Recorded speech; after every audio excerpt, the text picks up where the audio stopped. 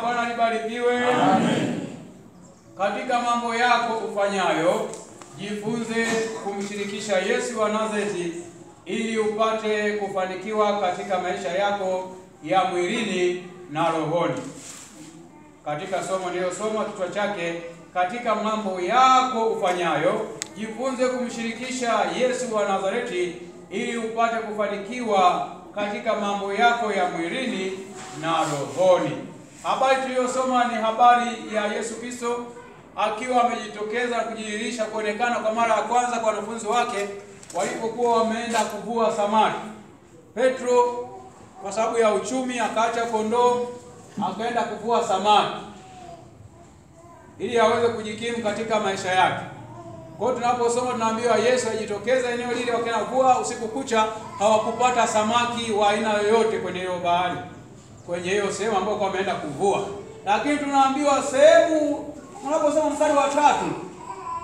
Kwenye mstari wa 3 unaona wakienda kuvua samaki kama kicho kinavyojieleza, hawakuomba, hawakumshirikisha Yesu, walienda kuvua kama walivyo. Waliondoka tu kurupuka, wakaenda kuvua samaki usiku kucha, wakakesha baharini, hawakupata samaki.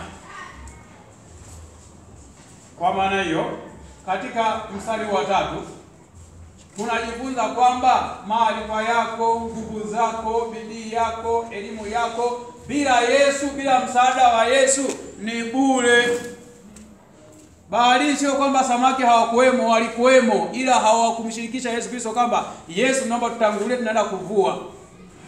Tuna shida ya hiki na hiki na hiki, ndio maana tunaenda kuvua samaki. Tuna shida hiki na hiki, ndio maana nimefanya hiki. Hawakumshirikisha Yesu Kristo, ndio maana wakaingia wakahangaika usiku kucha, hawakupata kitu.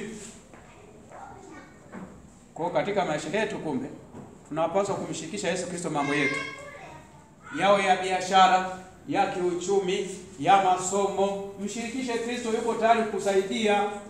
Usitumie nguvu zako na maarifa yako, hutafanikiwa. Haleluya. Usije ukaona ulionavyo kujua ni akili ya kwako. Mfano mdogo, unaweza mkaa mnafuga kuku wote, mmoja akamshirikisha Mungu, mmoja amshirikisha Mungu. Wakwako wataondoka, watakufa, wale mshirikisha Mungu watadumu. Utasema nimekosea wapi? Hukumshirikisha Mungu. Haleluya. Kwa katika mambo yetu yote tumshirikishe Mungu, naye Mungu yuko tayari kufanya kwa ajili ya maisha yetu. Haleluya. Jambo la pili ambalo tunajifunza katika mstari wa 6. Mahali hapa tunaona Yesu anamwambia watupe jaribe upande wa kulia, ambapo walitupa na samaki wa kutosha wakapatikana. Hapa tunajifunza kwamba Yesu anajua kila kitu, anafahamu kila kitu. Maisha yako mikononi mwake, anafahamu leo utakula nini, kesho utakula nini. Haleluya. Kwa hiyo Yesu akawaambia tupeni jaribe upande wa kuume. Na kweli wakatupa, hawakusita. Walipotupa ndipo samaki wa kutosha wa kujaa wakajaa kwenye nyavu zao. Kwa maana Yesu anajua maisha yako. Yesu anajua ufanye nini. Yesu anajua atakaje kushirikisha. Kama umemshirikisha, yuko tayari kukusaidia. Haleluya. Jina la Bwana libarikiwe. Kwa Yesu anajua utaishi nini katika huduma unaofanya.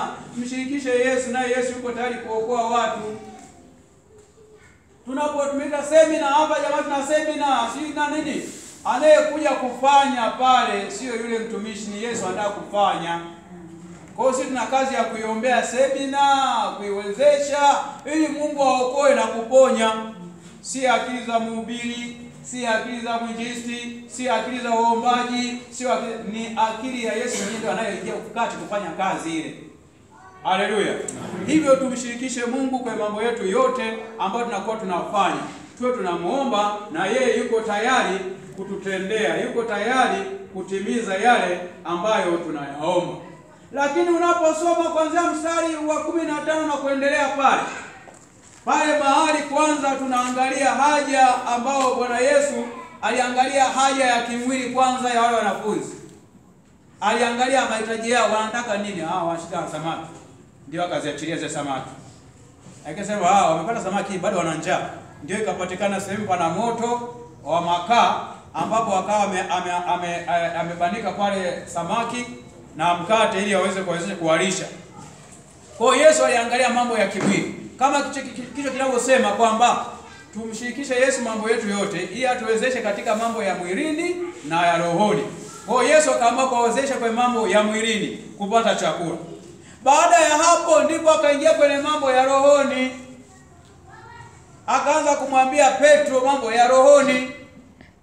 Anaanza kumuuliza sehemu ya kwanza, Petro, wanipenda? Kumbuka Petro alipokuwa anaota ule moto wa makaa, ana review nyuma. Anarudi nyuma kwamba kipindi kama hiki nilikuwa naota moto kwenye lile jengo wakati Yesu amekamatwa. Wakati naota moto nilimkataa Yesu, akaniambia wewe ni mmoja wapo wa huyo. Akasema hapana, mimi sipo. Kwa hiyo alimkana Yesu, kwa kana anajibu kwa tahadhari. Kwamba hapa si kama mara ya kwanza nikamkana Yesu hapa. Akasema, Petro, unanipenda?